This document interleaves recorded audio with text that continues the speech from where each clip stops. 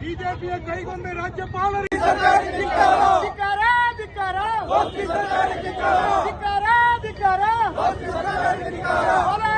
ಭಾರತ್ ಮಾತಾ ಕಿ ಭಾರತ್ ಮಾತಾ ಕಿ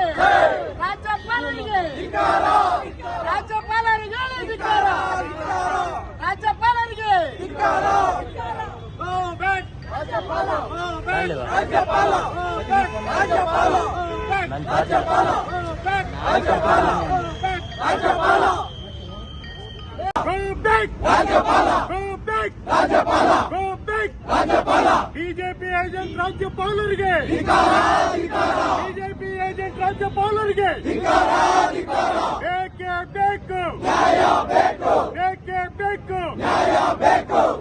ಬೇಕು ಎಲ್ಲಿಯ ತನಕ ಹೋರಾಟ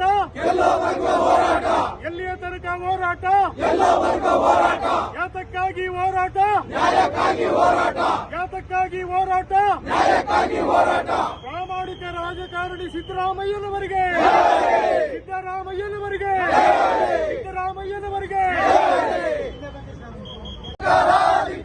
ಎಚ್.ಡಿ. ದೇವೇಗೌಡನ ಕೈಗೊಂಬೆ ರಾಜ್ಯಪಾಲರಿಗೆ ಕುಮಾರಸ್ವಾಮಿಯ ಕೈಗೊಂಬೆ ರಾಜ್ಯಪಾಲರಿಗೆ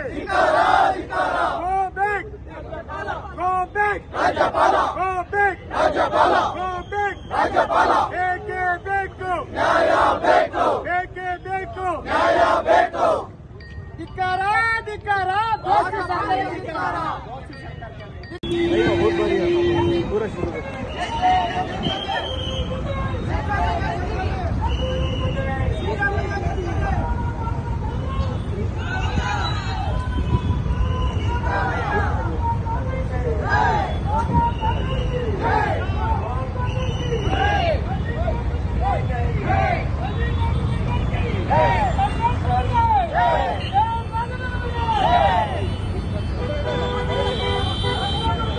ಪ್ರಾಸಿಕ್ಯೂಷನ್ಗಿದೆ.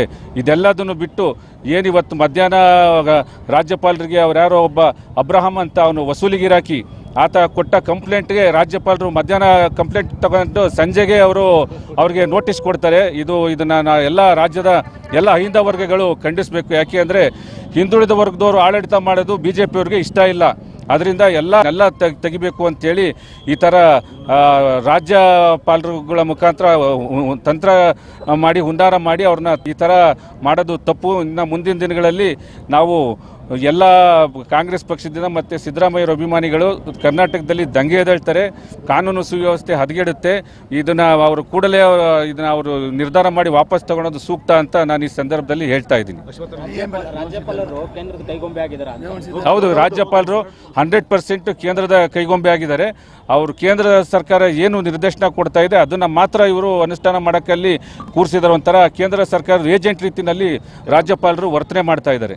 ಏನು ಆಗಿದೆ ರಾಜ್ಯಪಾಲರು ಕೊಟ್ಟಿರತಕ್ಕಂಥ ಪ್ರಾಸಿಕ್ಯೂಷನ್ ಇದು ದೊಡ್ಡ ಮಟ್ಟದಲ್ಲಿ ಇನ್ನು ಹೋರಾಟಗಳು ಶುರುವಾಗುತ್ತವೆ. ಜನಗಳು ಅಷ್ಟೇ ದಂಗೆ ಹೇಳ್ತಾರೆ, ದಂಗೆ ಎದ್ದು ಹೋರಾಟ ನಡೆಸ್ತಾರೆ. ಇದು ಸರಿ ಇಲ್ಲ. ಇದು ಹಿಂದೆ ಕೊಟ್ಟಿರ್ತಕ್ಕಂಥ ಪ್ರಕರಣಗಳು ಮಸ್ತಾಗಿದ್ದಾವೆ. ಯಾವುದು ಕೃಷ್ಣ ಅಪ್ಪರ್ದಾಗಿರ್ಬೋದು ಇದೆ, ಜನತಾಕಾಲ್ ಮೈನಿಂಗ್ಸ್ ಇದೆ, ಆಮೇಲೆ ಇದು ದೇವಿ ಪ್ರತಿಮಾ ಅಲ್ಲ ಅವನ್ನೆಲ್ಲ ಬಿಟ್ಬಿಟ್ಟು ಬರೀ ಸಿದ್ದರಾಮಯ್ಯನೇ ಅಂತ ಕೇಳ್ಕೊಂಡು ಬಂದರೆ ಒಬ್ಬ ರಾಜಕಾರಣಿನ, ಒಬ್ಬ ಸ್ವಚ್ಛ ರಾಜಕಾರಣಿನ ಇಡೀ ದೇಶದಲ್ಲೇ ಸಿಗೋದಿಲ್ಲ ಅಂತ ಸ್ವಚ್ಛ ರಾಜಕಾರಣಿನ ಇವತ್ತು ಬಂದು ಅಳ್ಳಾಡಿಸಬೇಕು ಅಂತ ಬಂದು ಇದರೊಳ್ಳೆ ಬಹುಮತ ಇರ್ತಕ್ಕಂಥ ಸರ್ಕಾರ ಇದೆಲ್ಲ ಬಿಟ್ಬಿಟ್ಟು ಇದು ಮಾಡ್ತಾ ಇರೋದು ನೋಡಿದ್ರೆ ಕೇಂದ್ರ ಸರ್ಕಾರದ ಕೈಗೊಂಬೆ ಆಗಿರೋ ರಾಜ್ಯಪಾಲ ಮೊದಲು ರಾಜೀನಾಮೆ ಕೊಟ್ಟು ಹಾಚ್ಕೋಬೇಕು. ಈಗ ನಮ್ಮ ಸ್ನೇಹಿತರು ಹೇಳಿದ್ರು ಅದೇ ಥರ ರಾಜೀನಾಮೆ ಕೊಟ್ಟು ಅವ್ರು ಆಚೆ ಹೋಗಬೇಕು ಅಂತ ಹೇಳಿ ನಾವು ಎಲ್ಲ ಇದು ಮಾಡ್ತಾಯಿದ್ವಿ. ಮುಂದಿನ ದಿನಗಳಲ್ಲಿ ನಮ್ಮ ಹೋರಾಟ ಭಾರಿ ಇದಾಗಿರ್ತದೆ, ದೊಡ್ಡದಾಗಿ ಮಾಡ್ತೀವಿ. ಇನ್ನೆಲ್ಲ ಹಳ್ಳಿಗಳಲ್ಲಿ ಜನಗಳನ್ನು ದಂಗೆ ಹೇಳ್ತಾರದು ಗ್ಯಾರಂಟಿ. ಇದು ಸತ್ಯ. ಇದಿರೋದು ತಂದಿರತಕ್ಕಂಥ ಸನ್ಮಾನ್ಯ ಶ್ರೀ ಗೆಹ್ಲೋಟ್ರವರು ನಿಜವಾಗ್ಲೂ ಆ ಸ್ಥಾನಕ್ಕೆ ಅನರ್ಹರಾಗಿದ್ದಾರೆ. ಗೆಹ್ಲೋಟ್ ನಿಜವಾಗ್ಲೂ ಆ ಟೋಪಿ ಗೆಹ್ಲೋಟ್ ಯೋಚನೆ ಮಾಡಬೇಕಾಗಿತ್ತು. ತನ್ನ ಅಧಿಕಾರ ವ್ಯಾಪ್ತಿ ಏನಿದೆ ಅಂತಕ್ಕಂಥದ್ದು ಯೋಚನೆ ಮಾಡಿ ಆ ರೀತಿಯಾದ ಒಂದು ನಿರ್ಧಾರ ತೆಗೆದುಕೊಳ್ಳದಲ್ಲೇ ಸರ್ವಾಧಿಕಾರಿಯಾಗಿ ಇವತ್ತಿನ ದಿನ ಬಹುಮತದಿಂದ ಆಯ್ಕೆ ಆಗಿರ್ತಕ್ಕಂಥ 136 ಸೀಟ್ಗಳನ್ನ ಗೆದ್ದಿರ್ತಕ್ಕಂಥ ಸರ್ಕಾರನ ಅಭದ್ರಗೊಳಿಸಬೇಕು ಅಂತ ಒಂದೇ ಒಂದು ಕಾರಣದಿಂದ ಸಿದ್ದರಾಮಯ್ಯನವ್ರನ್ನ ಯಾವ ರೀತಿಯಲ್ಲಾದ್ರೂ ಒಂದು ರೀತಿಯಲ್ಲಿ ಹಣಿಲೇಬೇಕು ಅಂತಕ್ಕಂಥ ಒಂದು ಕಾರಣದಿಂದ ಇವತ್ತಿನ ದಿನ ಮೋದಿ ಅವರಾಗ್ಬೋದು, ಮತ್ತು ಅಮಿತ್ ಶಾ ಅವರಾಗ್ಬೋದು, ಕುಮಾರಸ್ವಾಮಿ ಅವರಾಗ್ಬೋದು, ದೇವೇಗೌಡರಾಗ್ಬೋದು, ನಿಮ್ಮ ಪಿತೂರಿಗೆ ಕರ್ನಾಟಕದ ಜನ 6 ಕೋಟಿ ಜನ ಬಗ್ಗೋದಿಲ್ಲ ಅಂತಕ್ಕಂಥ ಮಾತನ್ನ ಖಡಾಖಂಡಿತವಾಗಿ ಹೇಳ್ತೀವಿ. ಇವತ್ತಿನ ದಿನ ಗೆಹ್ಲೋಟ್ ಮುಖಾಂತರ ಇವತ್ತಿನ ದಿನ ಸಿದ್ದರಾಮಯ್ಯನವ್ರಿಗೆ ಹಣಿಯೋದಕ್ಕೆ ಪ್ರಯತ್ನ ಪಡ್ತಿದ್ದಾರೆ.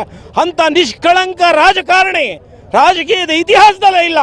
ಅಂಥ ವ್ಯಕ್ತಿಗೆ ಕಳಂಕ ತರೋದು ಕೊಟ್ಟಿದ್ದೀರಾ, ನಾಚಿಕೆ ಆಗಬೇಕು ನಿಮ್ಮ ಜನ್ಮಕ್ಕೆ. ನಿಜವಾಗ್ಲೂ ಗೆಹ್ಲೋಟೇ, ನಿಜವಾಗ್ಲೂ ನೀನು ಸ್ವಲ್ಪ ಯೋಚನೆ ಮಾಡಬೇಕಾಗಿತ್ತು. ನಿನ್ನ ಸ್ಥಾನದ ಗೌರವ ಉಳಿಸ್ಕೋಬೇಕಾಗಿತ್ತು. ಆ ಸ್ಥಾನದ ಗೌರವ ಇವತ್ತಿನ ದಿನ ಕಳೆದಿದ್ದಾರೆ. ಇವತ್ತಿನ ದಿನ ದಯಮಾಡಿ ಆ ಸ್ಥಾನದ ಗೌರವ ಉಳಿಸ್ಕೋಬೇಕು ಅಂದರೆ ತಕ್ಷಣ ನೀನೇ ರಾಜೀನಾಮೆ ಕೊಡಬೇಕಾಗುತ್ತೆ. ಇಲ್ಲಾಂದ್ರೆ ಇಡೀ ರಾಜಭವನ ಮುತ್ತಿಗೆ ಆಗ್ತಕ್ಕಂಥದ್ದು ಅನಿವಾರ್ಯ ಆಗುತ್ತೆ ಅಂತಕ್ಕಂಥ ಮಾತನ್ನ ಈ ಸಮಯದಲ್ಲಿ ಹೇಳೋದಕ್ಕೆ ಇಷ್ಟಪಡ್ತೀನಿ.